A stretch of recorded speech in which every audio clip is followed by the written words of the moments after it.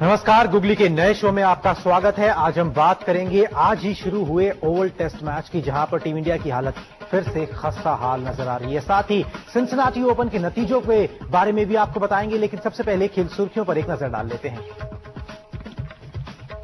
Series के आखिरी test में भी टीम इंडिया ने की खराब शुरुआत। 50 रनों के अंदर 4 बल्लेबाज पवेलियन लौटे। बल्लेबाजों का जारी है फ्लॉप शो। एंडरसन और ब्रॉड की जोड़ी का नहीं ढूंढ पा रहे भारतीय बल्लेबाज कोई जवाब। और सिंसिनाटी ओपन में नंबर 1 टेनिस खिलाड़ी नोवाक जोकोविच को लगा झटका। स्पेन के टॉमी रोब्रेडो ने सीधे सेटों में दी मात।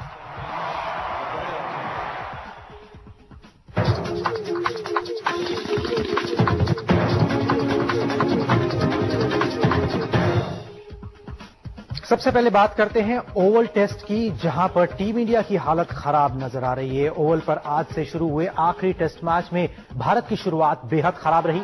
सलामी बल्लेबाज गौतम गंभीर पहले ही ओवर में आउट हो गए।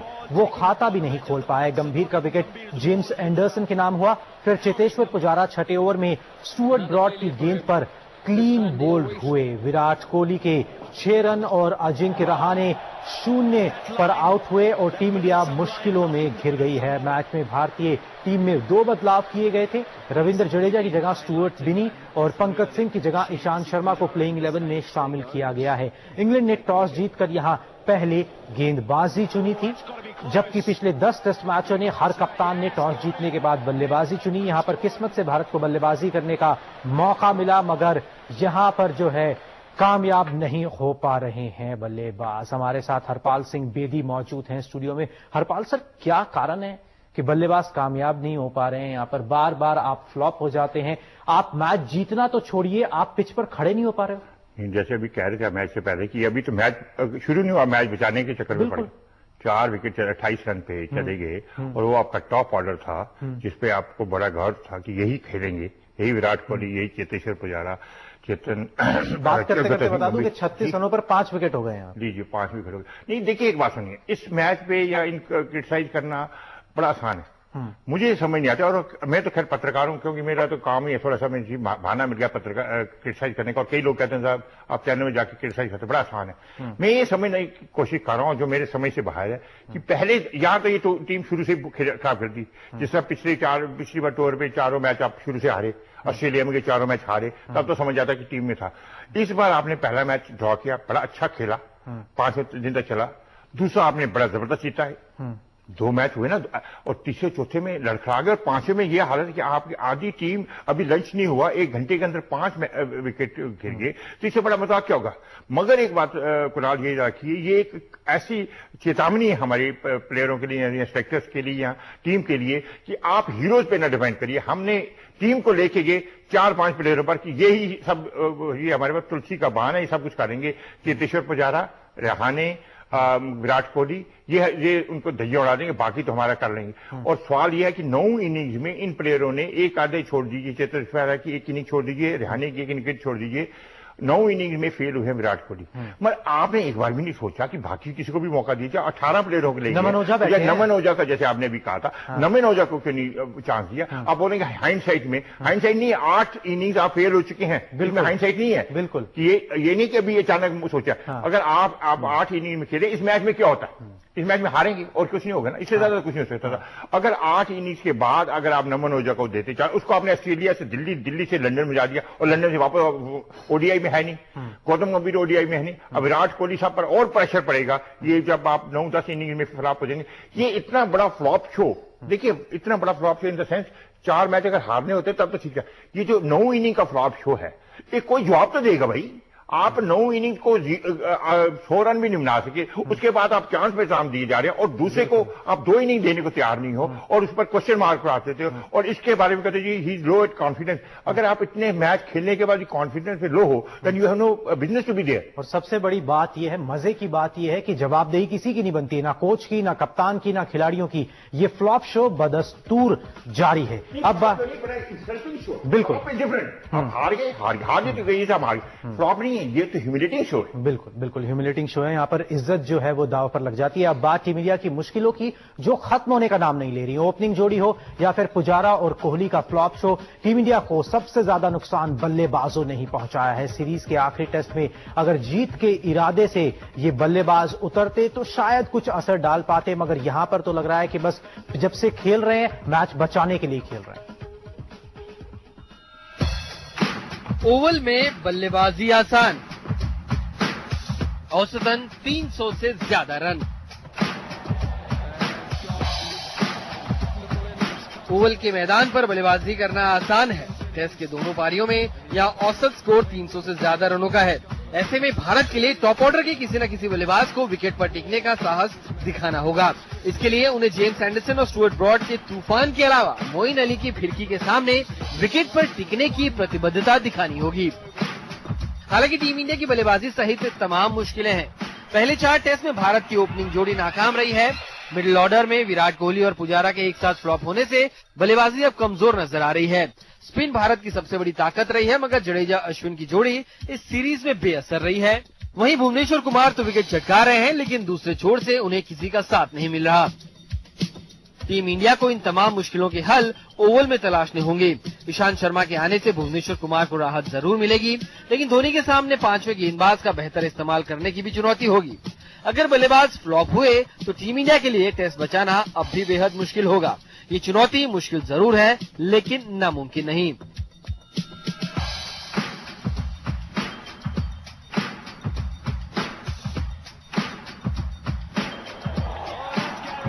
धोनी की टीम को ये याद दिलाने की जरूरत नहीं कि ऑस्ट्रेलिया और श्रीलंका इसी इंग्लैंड की टीम को इंग्लैंड की पिचों पर हरा कर गए हैं। इसी सीरीज में टीम इंडिया ने लॉर्ड्स में 28 साल बाद जीत हासिल की है। टीम इंडिया को इस जीत से सबक लेने होंगे, तब जाकर टीम ओवल में अपनी साख बचा सकती है, क्योंकि सीरीज बचाने के लिए टीम इंडिया को हर हाल में ये टेस्ट तो जीतना ही होगा।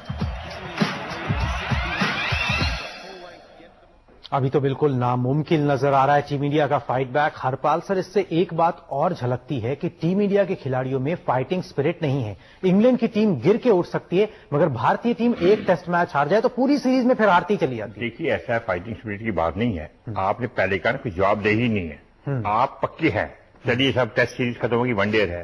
टेस्ट सीरीज में आप चलेंगे, जिन्होंने खेलना था खेल गया अपना काम करके, और 9 प्लेयर हैं जो वनडे भी खेलेंगे, वो खत्म हो तो T20 भी खेलेंगे। जब आएंगे तो ऑस्ट्रेलिया भी जाएंगे। ये प्लेयर जो 9-10 प्लेयर हैं, जिसके 8-9 प्लेयर जो रखे हुए हैं, आपने जो ग्रुप बना रखा है, ये जो एक किस्म के जो क्या कहें, गैंग कह सकते हैं, उन पर जवाबदेही नहीं, उन पर तलवार ही नहीं गिरती। सवाल ये है, ये नहीं है कि कमजोर है या एक सवाल मैं पूछूं, अगर तलवार गिरने की बात आए तो इस हिसाब से तो पूरी टीम बाहर हो जाएगी। फिर क्या फर्क पड़ता है? नहीं, मुझे एक ही बात, अगर पूरी टीम बाहर आ जाएगी, आप नई टीम लाएंगे, वो क्या होगा? हारेगी। किस तरह हारेगी? 3 दिन में हारेगी, इससे ज्यादा क्या होगा? आप ये 24 घंटे क्रिकेट, मुझे बार बार ये जो आपने है ना, इसके बाद क्या होगा? मुझे किसी ने एक जगह पूछा, साहब की अगर आप कहते धोनी को हटा दें, कौन सा अल्टरनेटिव? मैंने कहा जी वरुण अरुण। वो हंसने लगे। मैंने कहा क्यों, आप क्यों हंस रहे हैं? कैसे, मतलब अगर आपको कप्तान ही बना, यही हाल होना है एक टीम का, तो दूसरा क्रिकेटर भी वही करेगा। ये मुझे ये नई बात आपने कहा, जब तक आप तलवार नहीं गिराओगे, आप ये कहोगे अगर 3 दिन में ही टीम ने हारना है, तो नमन ओझा क्यों नहीं टीम को साइड को करेगा, और जीवन जोत सिंह जो पंजाब के हैं ऐसे खेलेंगे, वो क्या होगा? उससे क्या होगा? मुझे अभी तक लोगों ने कन्विंस नहीं किया कि साहब ये बड़े ग्रेट प्लेयर हैं। अगर यही ग्रेटनेस है आपकी, आप जवाब, मैं हमेशा ही कहता हूं, हार जीत को मैं मानता ही नहीं कि you lose all the matches.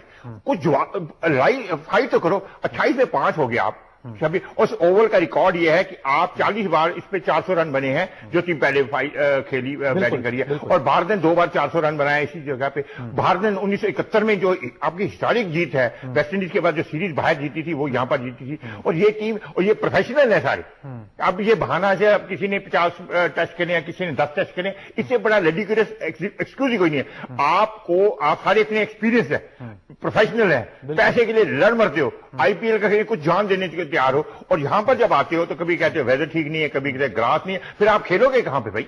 आप यहां फिर अपने घर में पिचे बना लीजिए, अपने कोर्ट यार्ड में खेलिए, कहीं यहां पर पिचे बनाएंगे। अगर आपको पर्टिकुलर वेदर चाहिए, पर्टिकुलर पिच चाहिए, पर्टिकुलर ग्रास चाहिए, ऐसे थोड़ी होता है। आप एक तरफ वर्ल्ड नंबर 1 बन रहे हो, एक तरफ करोड़ों रुपए आपके एडवर्टीजमेंट का वो किस लिए आता है, क्योंकि लोग उम्मीद करते हैं कि आप गाज गिरनी चाहिए, जवाबदेही होनी चाहिए। इस तरीके से तो ये फ्लॉप नहीं, मगर जवाबदेही जारी रहेगा। मगर कुणाल आपने खुद ही कहा जवाबदेही होगी तो सारी टीम चली जाएगी। हाँ। तो जाने दीजिए टीम को भाई, मुझे समझ नहीं आता टीम, ये टीम नहीं होगी तो दूसरी टीम होगी, चलिए दूसरी टीम आ जाएगी इंडिया ए, वो क्या होगा 3 दिन में हारेंगी, तो ये कौन सी हुए? बिल्कुल वो क्या करते हैं 28 पर, उनका भी 28 पर 28 शायद वो 40/4 होते, ये 28/5 है। तो ये कहना कि इनके बगैर क्या होगा, यही चीज इनको बचा रहा है। बिल्कुल प्राइस टैग होना चाहिए अपने विकेट के ऊपर। जब तक ये खिलाड़ियों को समझ नहीं आएगा, वो उसकी कीमत नहीं चुकाएंगे, तब तक उन्हें समझ नहीं आएगी, तब तक इस तरीके की जो फाइट बैक हम सोच रहे हैं कि खिलाड़ी देंगे वो नहीं दे पाएंगे। अब बात करते हैं ओवल के मैदान की। इस मैदान से टीम इंडिया का नाता बहुत अच्छा नहीं रहा। इतिहास गवाह है कि ओवल की पिच पर टीम इंडिया ने बहुत ज्यादा कामयाबी हासिल नहीं की है। यहां पर स्पिनर से ज्यादा तेज गेंदबाजों की टूटी बॉल की है, मगर पहले बल्लेबाजी करने का यहां पर मौका मिलने के बावजूद भी टीम इंडिया अच्छा स्कोर खड़े करने की स्थिति में नहीं नजर आ रही है। 400 के करीब का जो स्कोर है वो औसतन स्कोर है। जो भी टीम यहां पर पहले बल्लेबाजी करती है वो करीबन 400 रन बना लेती है।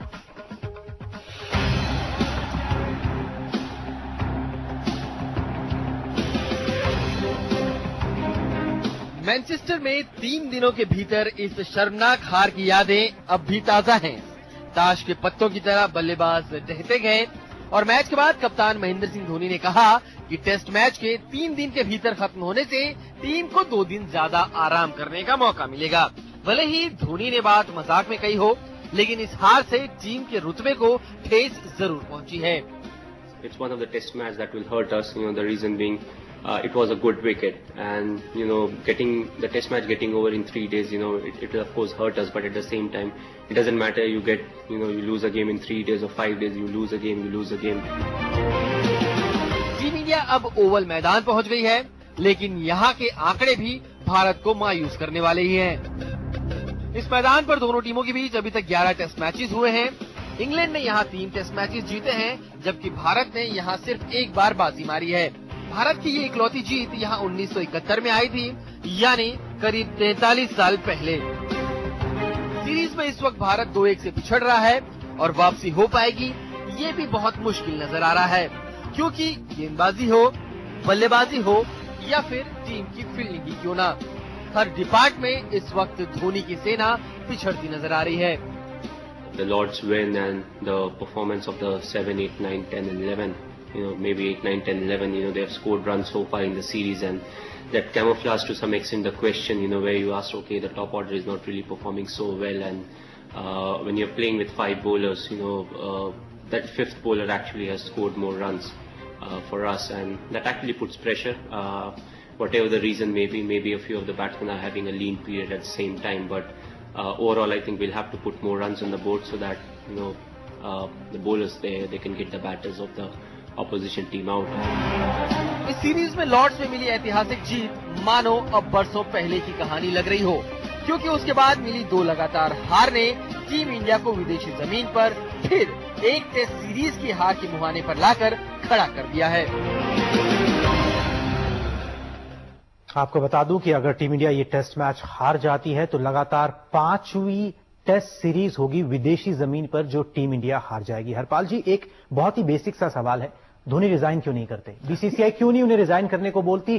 कब तक इन खिलाड़ियों के साथ, इस कप्तान के साथ, इस कोच के साथ धैर्य रखा जाए और उसका नतीजा क्या निकल? पहला यह है कि कोच है क्यों, ये समझ नहीं आता। बिल्कुल, पहले इस टीम में कोच की जरूरत ही नहीं होती। इस लेवल पे क्या कोचिंग करेंगे आप किसी को? ये कोच होता है ग्रास लेवल पे, पैसा ज्यादा है, आप डंकन फटे, आपको थोड़े 2-3 अंग्रेज नाम चाहिए, 4-5 कोच जैसा फील्डिंग का कोच, पता नहीं किस का कोच, ऐसे कभी होता था? चलिए आपका पैसा बांटिए। नंबर 1, कोच की जरूरत ही नहीं है। धोनी साहब को जब तक आपने तीनों का बना रखा कप्तान, उसके बाद आपने बड़ा कि बड़ा पावरफुल आदमी, वो आईपीएल में भी है, हर जगह कप्तानी के गुस्से हुए हैं, इनको एक कप्तानी से हटाना पड़ेगा। आपको कैसे ये मैच जीतते हारे जो कुछ भी है, मैं मान के चल रहा हूं कि धोनी को आप चेंज नहीं कर सकते कि वर्ल्ड कप आ रहा है 50-50 का, तो उसमें रखिए कप्तान, मगर धोनी साहब को या तो खुद शर्मानी चाहिए या सेलेक्टर्स को चाहिए कि आप साहब छुट्टी करिए। हाँ, ये दूसरी बात है, कहता है अगर धोनी साहब को हटा दोगे तो टीम में जगह नहीं है, तो ये भी ठेका हमने ले रखा कि टीम में जगह नहीं है तो नहीं है, तो नहीं है, मगर टेस्ट टीम में नहीं है। अगर दूसरी टीमें है तो जिसमें कोई शर्माने की बात नहीं। हर टीम के जितनी 7-8 वर्ल्ड में क्रिकेट खेलती हैं, उनके हर एक अलग अलग कप्तान है और दे लिव विद डिग्निटी। ये थोड़े कि एक ही कप्तान को हर जगह बनाया जाए, कप्तान को हटाना जरूरी है टेस्ट मैच के बाद। 50-50 वर्ल्ड कप के लिए धोनी साहब को कप्तान रखें, ये पहला बात है। मगर टेस्ट के लिए इनको कहिए साहब थैंक यू वेरी मच। तो और ये टीम में इन प्लेयरों को जवाबदेही करनी पड़ेगी। ये जरूरी नहीं है कि अब ये जो बाकी प्लेयर जो रह जाएंगे जिन्होंने 9 इनिंग में फेल हुए हैं, ये सोच के अगला 1.5 महीना तो और लंदन में काटना है, 5 डे चल रहे हैं, तो वो बाकी जवाबदेही है कि अब टेस्ट में भी फेल हो गए हैं, एक आधा सेंचुरी बना के हम ही इनको हीरो बनाएंगे, नहीं, इनकी ट्रांसपेरेंसी होनी चाहिए, जवाबदेही होनी चाहिए और कहीं ना कुछ होना चाहिए। और ये सीरीज मेरा ख्याल है धोनी साहब की as a captain, test captain आखिरी सीरीज होना चाहिए, आखिरी टेस्ट मैच होना चाहिए, कायदे से तो यही होना चाहिए। हाँ, मगर ऐसा हो नहीं रहा है। अब देखना यह है कि बिल्ली के गले में घंटी कौन बांधेगा, क्योंकि ऐसा कि जिसने भी करने की जरूरत की है उसकी छुट्टी हो गई। हरपाल साहब स्टूडियो में आए इसके लिए बहुत बहुत शुक्रिया। लाल किले से भाषण देते हुए आज प्रधानमंत्री नरेंद्र मोदी ने कॉमनवेल्थ खेलों की विजेता भारतीय खिलाड़ियों को उनकी सराहना की है। खासकर महिला खिलाड़ियों की तारीफ करते हुए प्रधानमंत्री ने उनका हौसला बढ़ाया है। राष्ट्रमंडल के खेल हुए, भारत के खिलाड़ियों ने